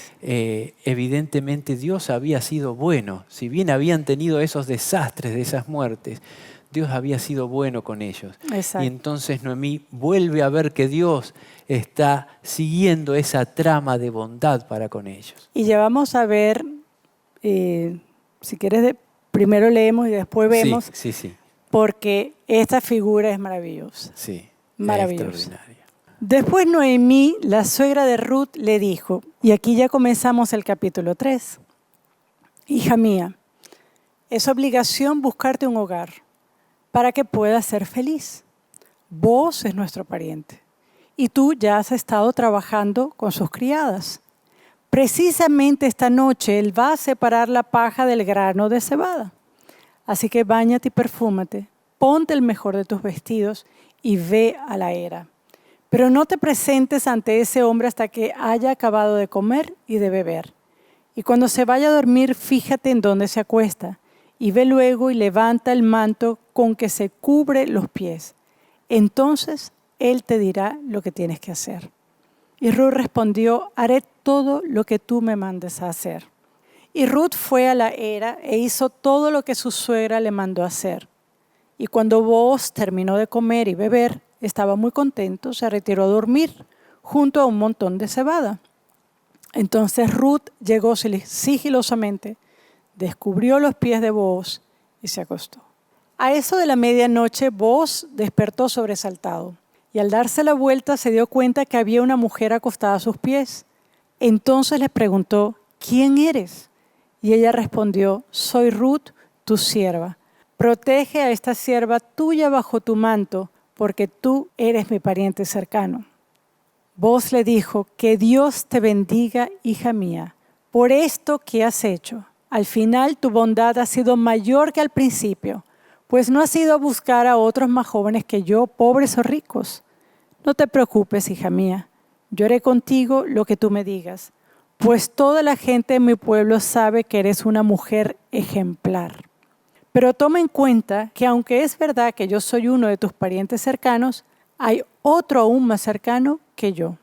Duerme aquí esta noche y mañana, cuando sea de día, si él te rescata, está bien que te rescate. Pero si no te quiere rescatar, yo lo haré. Pongo al Señor como testigo. Y para aquellas personas, cuando se lee este texto, hay muchas personas que tienen dudas del proceder, de por qué Noemí le dice a Ruth que vaya, que se perfume. Algunas personas dicen, pero ¿será que Noemí le estaba enseñando a Ruth a cómo seducir a Booz? Hay personas que tienen ese pensamiento, ¿no? Pero no, aquí vemos que no es así. Él dice, no, te vas a acostar a los pies y él entonces te va a decir qué vas a hacer. Y inmediatamente vemos la respuesta de Booz. Todo el pueblo sabe que eres una mujer ejemplar. Entonces, Ruth no fue allá con intenciones que mancharan su propia integridad, ni delante de Booz, ni delante del pueblo. Entonces, eso hay que tenerlo claro. No fue que Noemí le dio un mal consejo. No. Sencillamente le dijo, mira, haz conocer que él es el pariente rescatador y que tú estás dispuesta a ser rescatada por él. Y la respuesta de Booz es increíble. Ahora, ¿te acuerdas al principio que decíamos que las Escrituras tienen como propósito, tal como dijo el Señor, que llegáramos a ese fin último, a que lo conozcamos a Él, el único Dios verdadero, y a Jesucristo, a quien Él ha enviado? Y habíamos dicho también que toda página de la Escritura tiene que reflejar de alguna forma a Jesucristo. Y para mí hay muchas historias en la Biblia en las cuales podemos ver esto, pero para mí el libro de Ruth habla de manera elocuente a grandes voces. Muy elocuente. De la obra de salvación de Dios Padre y Dios Hijo. Es impresionante. Desde el llamamiento que hace Dios a una moabita, la forma en la cual ella responde a ese llamado, la adopción que hace de esa hija, el sustento y protección, hasta que revela quién es el pariente rescatador. No es sencillamente Booz, es que Dios ha provisto un pariente que puede rescatarnos, que puede reivindicarnos. Y aquí vemos a Booz como un tipo de ese Jesucristo. Amén. Que ha venido a nosotros, ¿para qué? Para cubrirnos con su manto. ¿Qué es lo que hace el Señor Jesucristo? Al dar su vida por nosotros. Hebreos. Y en Apocalipsis dice, extenderá su tabernáculo sobre ellos. Hebreos 2, por ejemplo, voy a leer rapidito este texto para que veamos cómo la Biblia nos habla de Jesús como nuestro pariente, pero no cualquier pariente. Hebreos 2, por ejemplo, del versículo 10, porque convenía aquel por cuya causa son todas las cosas y por quien todas las cosas subsisten, que habiendo de llevar muchos hijos a la gloria, perfeccionase por aflicciones al autor de la salvación de ellos. Increíble, el creador de todas las cosas, la causa de que todo exista y por lo que todo se sostiene, Él debe padecer aflicción para llevar hijos a gloria. Pero no solamente eso. Él es el autor de la salvación de ellos, va a sufrir las aflicciones. ¿Por qué? Porque el que santifica y los que son santificados, de uno son todos, por lo cual no se avergüenza de llamarlos hermanos. Increíble. Increíble que un Dios tan grande, tan misericordioso, tan poderoso, tenga que sufrir por lo que a mí me toca, pero no solamente eso, dice, no me avergüenzo de que seas mi hermano, de que seas mi hermana, un pariente rescatador. Y ese pariente rescatador, a través de la salvación que obra, dice el autor de Hebreos, diciendo, anunciaré a mis hermanos tu nombre. En medio de la congregación te alabaré. Y otra vez yo confiaré en Él. Y de nuevo, he aquí yo y los hijos que Dios me dio. Amén. Amén. Increíble.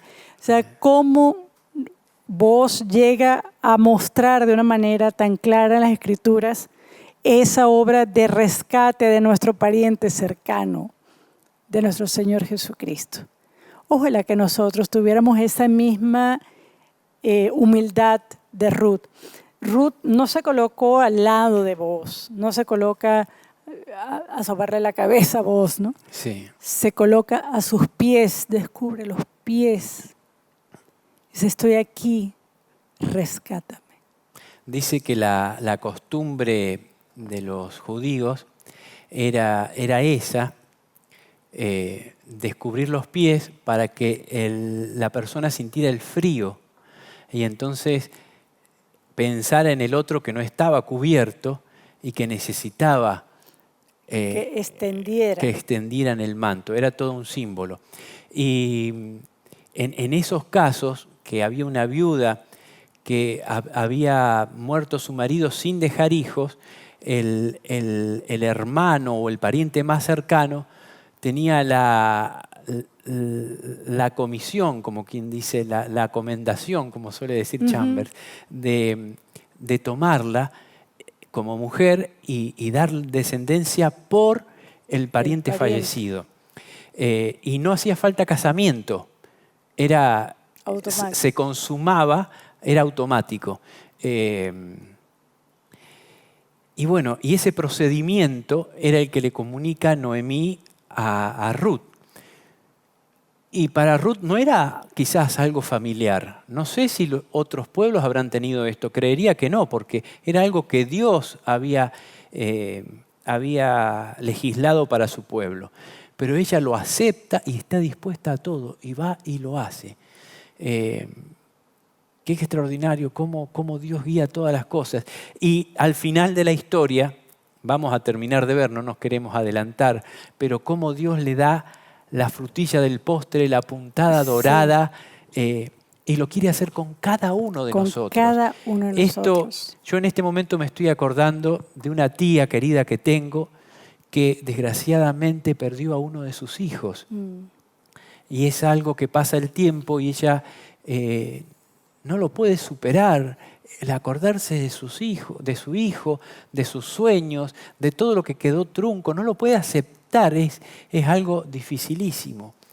Como esta historia está dada para ejemplo de que cuando nos toquen cosas complicadísimas de estas, Dios tiene un plan para nosotros, aun cuando vemos todo negro. Aun cuando no podemos ver eso. Y Dios nos quiere utilizar para salvación. Exactamente. Dios dice lo que le prometió a Abraham, en ti serán benditas todas las familias de la tierra. Amén. Esa bendición vino sobre Ruth, sobre Noemí, sobre vos.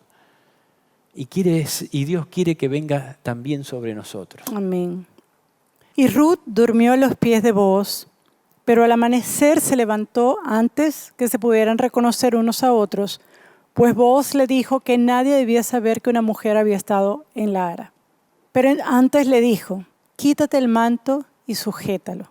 Ella lo extendió y él echó así 6 medidas de cebada y luego se las echó al hombro y Ruth se fue a la ciudad. Cuando llegó con su suegra, ésta le preguntó, ¿qué pasó, hija mía? Y Ruth le contó todo lo que había sucedido con Booz y añadió, me dio estas 6 medidas de cebada y me dijo, estas son para que no regreses con las manos vacías.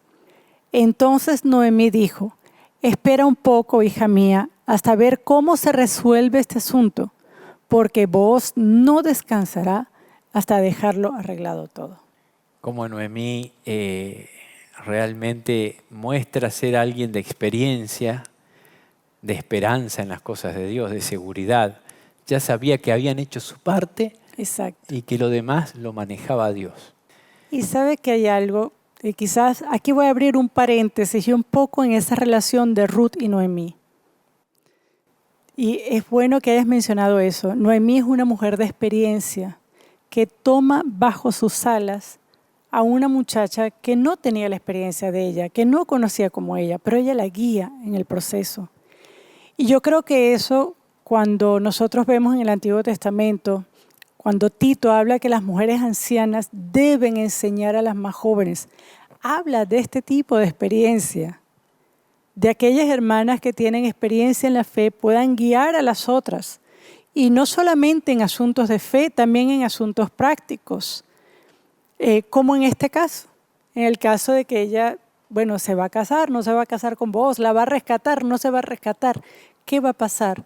Noemí estaba allí acompañando. Yo creo que eso es algo que deberíamos también rescatar en nuestra vida cristiana. Y si nosotros como mujeres, como hermanas, tenemos la fortuna de tener a nuestro lado hermanas de experiencia en la fe, atesoremos a esas hermanas, ¿no? Que ojalá que ellas lleguen a ser esas Noemí en nuestra congregación. Amén. Se las necesita mucho. Se necesita mucho. Mujeres así que no desamparan a las otras, sino que dicen, bueno, vamos, esperemos un poco, vamos a ver, tranquila, hija mía. Ella está allí llevando y viviendo eso con ella. Y como generalmente el hombre es el que va al frente. Claro. Pero hay excepciones. Vemos en el caso, por ejemplo, de Tamar, que no se le había hecho justicia, y ella va al frente, y de una manera un poco que se podía ver mal vista. Cuestionar. Se podría cuestionar. Sí. El que no sabe de qué estamos hablando, que busque la historia de Tamar y de Judá en la Biblia, que realmente no tiene desperdicio. Y cómo Jesús se ocupó de poner su sello de aprobado sobre estas mujeres que fueron al frente. Acá Ruth y Noemí van al frente. Sí. Y bueno, y se acepta. Hay excepciones. Exacto. Y están muy bien. Y vos es increíble, una persona prolija, una persona íntegra, buena. Bueno, está perfecto, hija mía, haré todo lo que vos me digas, pero... Y se debe haber sentido complacido de que una muchacha joven, él que ya tenía cierta edad, lo haya elegido, y una hija de Dios, ¿qué más quería? Él también estaba realizado. Dios hace todo redondito. Claro. Dios cierra las cosas para que sea una bendición para todos. Pero vos quiso ser prolijo con la situación, dijo, bueno, íntegro, hija mía, sí. Duerme acá al lado, pero tenemos que arreglar un tema porque hay otro que tiene más derecho que yo y antes de que no te vea nadie, vamos a solucionar eso primero. Y entonces, bueno, temprano, antes que nadie viera, se levantaron, vos le dio alimento porque sí. sabía que no solamente era ella, sino que estaba su suegra y que necesitaban, y se fue inmediatamente a arreglar el problema. Y de una manera que fue guiado por Dios y que Él puso todo de sí para hacer las cosas bien. Exacto. Lo vemos en el devenir de la historia. Capítulo 4. Booz se dirigió a la entrada de la ciudad y allí se sentó. En ese momento vio pasar al pariente del cual le había hablado a Ruth y le dijo, hermano, ven y siéntate aquí conmigo. El pariente fue y se sentó. Entonces Booz llamó a 10 de los ancianos de la ciudad y les dijo, siéntense también con nosotros. Él llama a sus testigos. En cuanto ellos se sentaron, Booz le dijo a su pariente, Noemí ha vuelto de Moab y vende una parte de las tierras que fueron de nuestro pariente Elimelec. Creo conveniente que lo sepas y te sugiero comprar sus tierras, teniendo como testigos a los aquí presentes, ancianos de mi pueblo. Si quieres comprar, compra. Si no quieres comprar, dímelo, pues tengo que saberlo. Y es que nadie más puede comprar sino solo tú, y después de ti, yo. Y el pariente respondió, está bien, compró el terreno. Entonces añadió Booz, al comprar las tierras de Noemí, debes también tomar por mujer a Ruth, la moabita que fue mujer del difunto, para que la posesión siga a nombre de su esposo muerto. Entonces el pariente respondió, si es así, no puedo comprar las tierras porque no quiero poner en riesgo mi heredad. Compra tú, te cedo mis derechos. Desde hacía mucho tiempo había una costumbre en Israel que en una compra por rescate, una de las partes se quitaba su sandalia y se la daba al otro. Con este acto se confirmaba el trato ante todo Israel. Así que el pariente se quitó el zapato y le dijo a Booz, toma tu posesión de las tierras. Increíble. La integridad de Booz, ¿no? Él sabiendo, porque quizás otro dice, bueno, sí, es bendición de Dios, esto lo ha planeado Dios, entonces hagamos el trato y ya está entre nosotros. No, él quiso hacer las cosas correctas. Dios, si esto es de Dios, Ruth... Dios lo va a guiar. Exacto, Ruth va a ser para mí si es de Dios. Si Dios las ha traído hasta acá, la ha puesto hasta aquí, y ella ha demostrado que está dispuesta a ser rescatada, entonces no tengo por qué temer. Voy a hacer las cosas como tienen que ser hechas. No fue y habló con el pariente y le hizo la cabeza, trajo testigos, que fuera toda la luz del día como debe ser. Y entonces planteó las cosas de manera inteligente. Le dijo, te sugiero que compres. El otro parece que en cuanto a la conveniencia era... El terreno. Se iba por la conveniencia. Claro. Entonces, sí, lo compro. Bueno, pero te tienes que hacer cargo para que el nombre siga. No, entonces no. No quería que se viera en peligro su heredad. Bueno, no sabemos la situación, si era un hombre bueno o malo, si era un avaro o si simplemente tenía que proteger porque quizás ya tenía familia. Claro. Pero Dios hace que todo caiga donde tiene que caer de manera perfecta. Exactamente. Y eso es precisamente lo que muestra cómo Dios está realmente involucrado en todos los asuntos de los hombres, que Dios sí tiene injerencia. No es solamente porque es mi idea, porque yo lo hago, porque me vino el pensamiento. Dios está guiando los pasos de aquellos quienes se dejan guiar. Eso es otro punto. Hay veces que nosotros como humanos podemos decir, bueno, Dios bendice esto y luego yo hago lo que yo quiera. Y luego le puedo reclamar a Dios. Dios, pero si yo te pedí, yo oré para que tú... Pero eso, ¿estaba de acuerdo a los designios de Dios? ¿Estaba eso en el plan de Dios y en los tiempos de Dios? Eso es algo que nosotros como Ruth y como Noemí debemos entender y esperar entonces cómo Dios obra y Dios va mostrando. Fíjate cómo Noemí, como bien decías, ella empieza a ver un movimiento y dice, parece que Dios está haciendo algo. Y va entonces guiando a Ruth en ese camino. Ella está viendo la puerta abierta. Noemí sabe los tiempos. Hoy, esta noche, va a aventar la cosecha. Como Jesús también es el que va a aventar la cosecha. Y llegado el momento, vamos a conocer los tiempos también. Ruth le dijo hoy, no era ni mañana ni pasado, hoy. O sea, había un día y ese día no lo tenían quizás con anterioridad, pero llegado el momento lo supieron. Claro. Es hoy. Sabía cuándo había que actuar, la dirige para actuar. Y también sabía cuándo había que esperar en Dios. Bueno, hija mía, ahora espera. Espera. El hombre va a hacer lo que tenga que hacer y Dios va a hacer lo que tenga que hacer. Exactamente. Qué lecciones, ¿no? Para nosotros, que a veces nos sentimos impotentes ante circunstancias. Y yo estoy seguro que quizás muchos de nosotros no pasan por las circunstancias que pasaron Ruth y Noemí. Y nos sentimos impotentes, airados, desesperados. Pero en el caso de ellas vemos lo contrario en este aspecto. Entonces Booz les dijo a los ancianos y a todo el pueblo, ustedes son testigos de que hoy le compro a Noemí todo lo que fue de su esposo Elimelec y de sus hijos Kelión y Mahlón.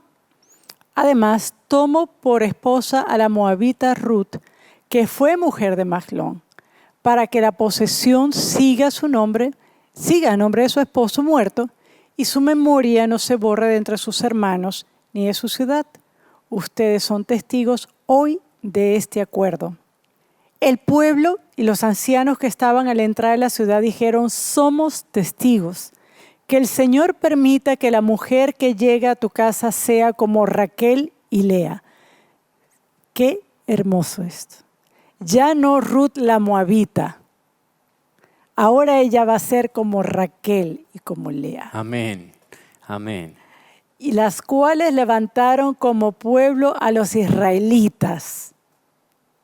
Sí, sabemos que ella es de Moab, pero ella ya no es de Moab.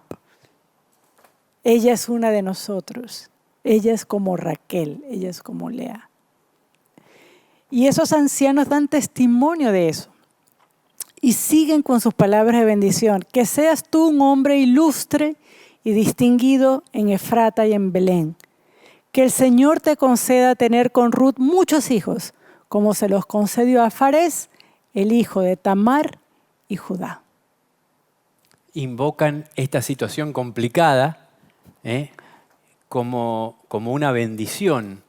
Y también, o sea, ya estaba aceptada positivamente por los ancianos, o sea, como algo que había sido justo, y decían eso para él. En estos tiempos el matrimonio ha perdido desgraciadamente esa celebración, esa bendición que realmente Dios quiere para el matrimonio. Amén. Ahora se casan, hoy y mañana se separan, pero para el pueblo de Dios, aquí se nota que festejan el matrimonio, que festejan esta unión. Y la bendicen. Y la bendicen. Y esa debe ser nuestra mirada del matrimonio. Amén, amén. Booz pues tomó a Ruth, y ella fue su mujer, y se llegó a ella, y Jehová le dio que concibiese y diese a luz un hijo.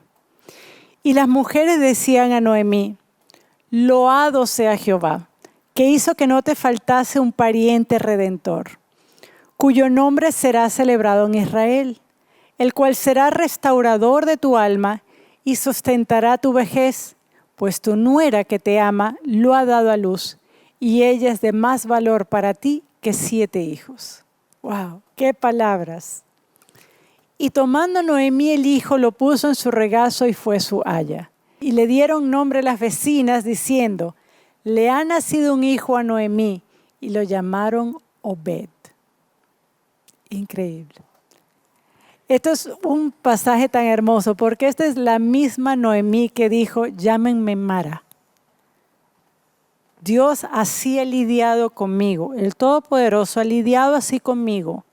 Ya no soy la misma Noemí. Ahora estoy llena de amargura, estoy pasando por un momento tan terrible que no recuerdo ni siquiera quién soy. Y ahora sus vecinas, las personas que estaban alrededor, se alegran con ella. Porque dicen, no dicen ellas: Dios le dio un hijo a Ruth. Te lo ha dado a ti. Te lo dio a ti. Y así lo que fue. Perdiste. ¿Por qué? Los que perdiste. O sea, ahora tienes un hijo con una nuera que te ama como una hija. Y ahora le dicen: es mejor que 7 hijos. 7 hijos.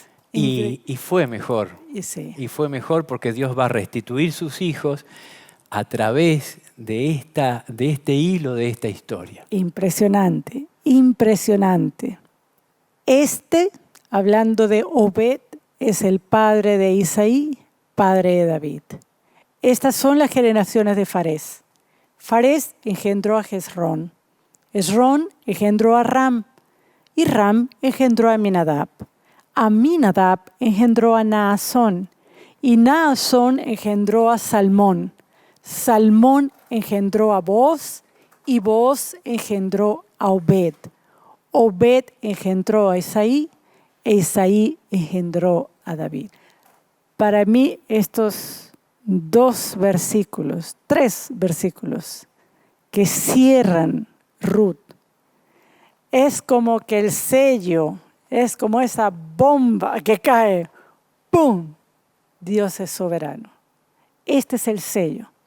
Porque sí, vemos la acción de Dios para la salvación de Ruth en todo el proceso, para sustentar a 2 viudas, para cuidarlas, para restaurarlas, para prosperarlas. Y eso está bien. Pero más allá de Ruth y Noemí, Dios está viendo a David.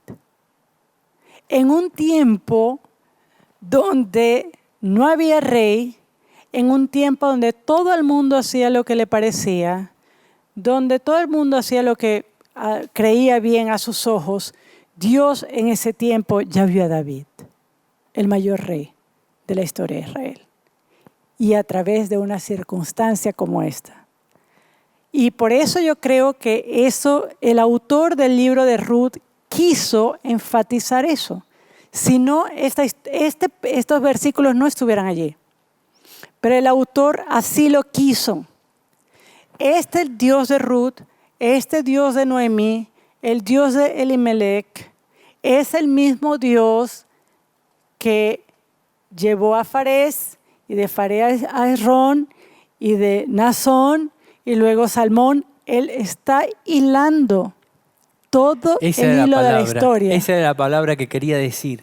Cómo Dios hila las cosas. Sí. La mamá de Boz había sido Rahab la ramera. Y terminó siendo una hija santa de Dios. Que dio a luz a un hombre como vos. A un hombre como vos, tan íntegro y tan hijo de Dios, que es una figura de Jesús. Exacto. Y vemos que Noemí y Ruth no supieron, seguramente no supieron, claro, que ellas iban a ser los antepasados de David, y mucho menos los antepasados de Jesús. Cristo. De Cristo, el Rey de Reyes y Señor de Señores. Muchas veces en nuestra vida, cuando hacemos lo que tenemos que hacer, no sabemos hasta dónde va a llegar. Exacto. Pero Dios se va a encargar de que nuestra vida forme parte de su telar. Amén. Amén. Y es precisamente lo que mencionas. Yo creo que en ese momento, quizás ella no... Ella supo que era grande, todo el mundo supo que era grande. El pueblo festejó, el pueblo los bendijo, porque eso había el Espíritu de Dios que emanaba como una fuente de esta historia. Pero ¿tú crees que ella se veía en ese momento estando escrita en Mateo 1:5? No. No. Y Dios así... Sí veía la bendición de Dios, claro, sí veía que Dios estaba dirigiendo, allí, pero no sabía hasta dónde. ¿Hasta dónde? Pero Dios sí. Dios sí lo sabía. Y por eso lo vemos en Mateo 1:5, o incluso desde antes. Judá engendró de Tamar a Fares y a Zara. Fares a Esrón, Esrón a Aram. Aram a Aminadab, Aminadab a Naasón, Naasón a Salmón. Salmón engendró de Rahab a Boz. Boz engendró de Ruth a Obed, y Obed a Isaí. Isaí a David, una moabita. Entonces, por eso, cuando la Biblia dice que ellos estarán esperando aquel que es el deseado de todas las gentes, a esto se refiere. ¿Y quiénes somos nosotros? Ruth no hizo nada para merecerlo. Ruth ni era mejor que Orfa, ni peor que Orfa. Hizo algo. Eligió a Dios. Exacto. Ella escuchó, dijo, bueno, no tengo nada que perder. Voy para allá. Pero de mérito en ella, ninguno lo tenemos. Sí, pero supo dejar a su familia. Sí. Los discípulos dijeron, Señor, nosotros lo dejamos todo por ti. Ella dejó a su familia, dejó su tierra, dejó todo eligiendo a Dios. Uh-huh. Y Dios no deja sin premio a nadie. Exacto. Que lo elige como su rey. Exactamente. Entonces, increíble. Y eso yo creo que nos muestra a nosotros, nos da esperanza. Uno, de cómo Dios obra en mis circunstancias día a día. Pero más allá de eso, el saber que Dios no solamente está interesado en mi día a día, está también interesado en mi preservación. ¿Sabes? Cuando hablamos de voz, como esa figura de Jesús, Jesús dice que todo lo que el Padre le ha dado, en ninguna manera, ¿verdad? Nadie lo arrebatará de sus manos. Así es de Él. Dice, yo conozco mis ovejas, mi Padre me las dio. Y es más, Él dice, y aun si mis manos no fuesen suficientes, las manos de mi Padre están allí para abrazarlas. Y de la misma manera, Dios guía a Ruth hasta Booz como el padre. Guía a esa ovejita al pariente rescatador, a Booz. Pero no solamente eso.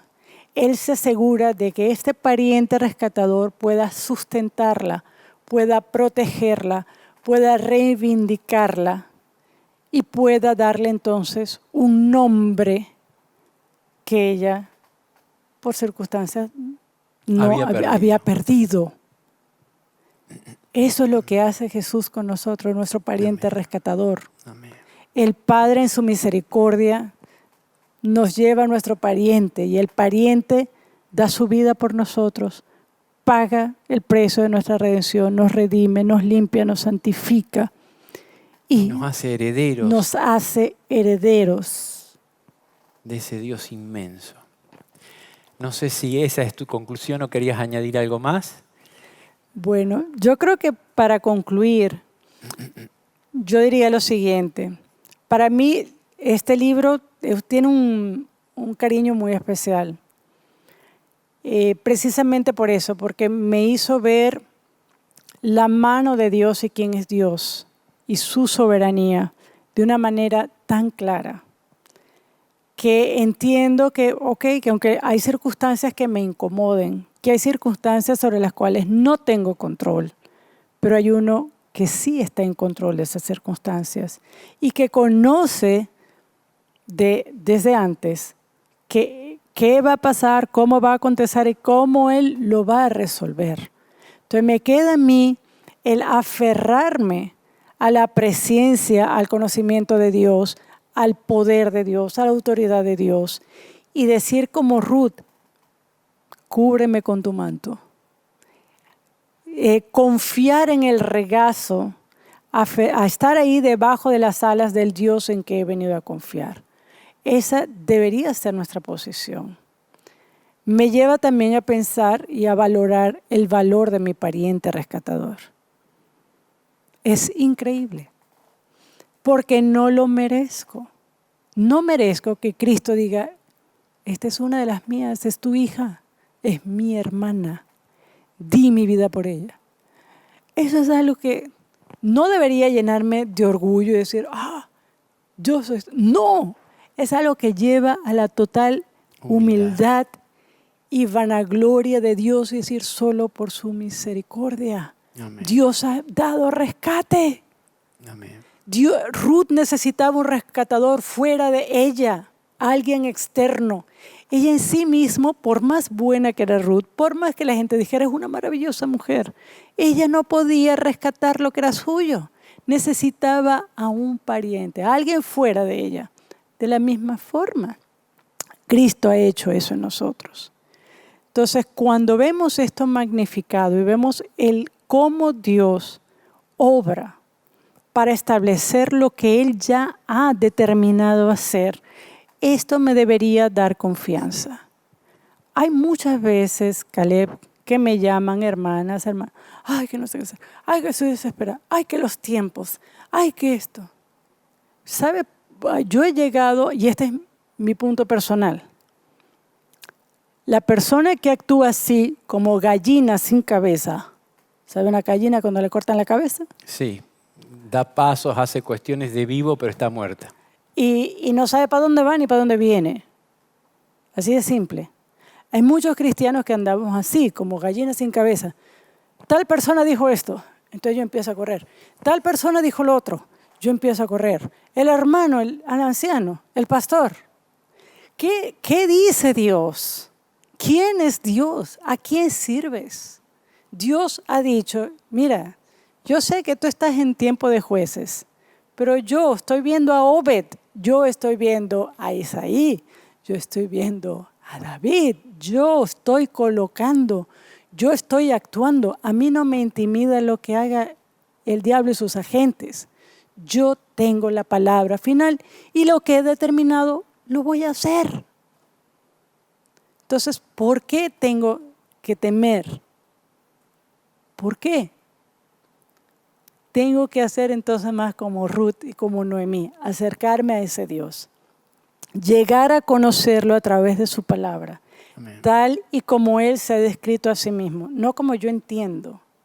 ¿Sabes? Una vez había un joven que estaba pasando por una situación difícil. Y no, que así me hicieron, que así lo otro, que así me injuriaron, que así, todo. Y todo el mundo tenía la culpa de lo que él estaba pasando. Pero al escuchar su historia le hice una pregunta. Le dice, ¿y será que Dios sabía que esto iba a acontecer? Me dijo, no sé. Esa fue la respuesta. No sé. Yo sencillamente callé. Le dije, ¿sabes qué? Lee tu Biblia. Claro. Y hay muchos de nosotros que aunque nos hacemos llamar cristianos, sencillamente no conocemos quién es Dios. Y no importa cuánto sepamos de muchas cosas, no importa cuánta revelación se nos haya dado, pero si no conocemos a Dios por quién es Él y por quién Él se ha dado a conocer a sí mismo a través de las Escrituras y a través de la obra del Hijo y la obra del Espíritu Santo, todo otro conocimiento es nulo y vano. Así es. Creo que no hace falta decir muchas palabras más, porque esta historia es elocuente por sí misma. A mí me impacta ver cómo en aquel momento las mujeres, las viudas, eran relegadas totalmente en sus derechos. Dios las protegía con determinada legislación, pero ellas lo mejor que podían hacer era lo que hizo Noemí y Ruth, de acogerse a Dios y a su voluntad. Hoy el mundo sale el movimiento feminista, a decir nosotras vamos y nosotras. Y bueno, ese es un camino que Dios deja libertad para tomar. Pero fíjense cómo trató Dios a estas mujeres. Cómo trató Dios a Tamar, cómo trató Dios a Rahab, la que había sido ramera. Cómo trató Dios a Ruth, que era una moabita viuda. Dios las puso en su lista de honor para que fueran las madres de Jesús, para que fueran las progenitoras de esa descendencia maravillosa que iba a ser en Jesús. Eso no fue casualidad. Jesús dijo, apúntenmelas acá, que yo las quiero tener en mi lista para nacer de ellas. Amén. Jesús fue el que les da nombre. Jesús es el que les da derecho de ser hijas de Dios. No hay mayor honor. Amén. Y Jesús también puso a vos para ser representante de Él, representante de su Hijo rescatador. Es maravilloso que esta sea nuestra herencia, nuestro ejemplo. Jesús dijo que Él había venido a darle la gloria a Dios. El cristiano lo que tiene que buscar por sobre toda otra cosa es darle la gloria a Dios. Y vemos que cuando tomamos la humildad de hacer lo que nos toque, de aceptar ser Mara, si tenemos que ser Mara, como decía Noemí, Dios luego encarrila las cosas y nos salva. Así que el resumen que yo puedo dar de esta historia, la conclusión que puedo hacer, no hay otra cosa mejor que vivir para la gloria de Dios. Y yo decía, ¿cómo nosotros, seres caídos, pequeñitos, débiles, pecadores, le vamos a dar gloria a Dios? No tenemos forma de dar gloria a Dios. Pero he ido entendiendo que darle la gloria a Dios quiere decir reflejar su carácter en nosotros. Así que mi oración para terminar este tema es que podamos reflejar el carácter de Jesús en nosotros. Gloria a Dios.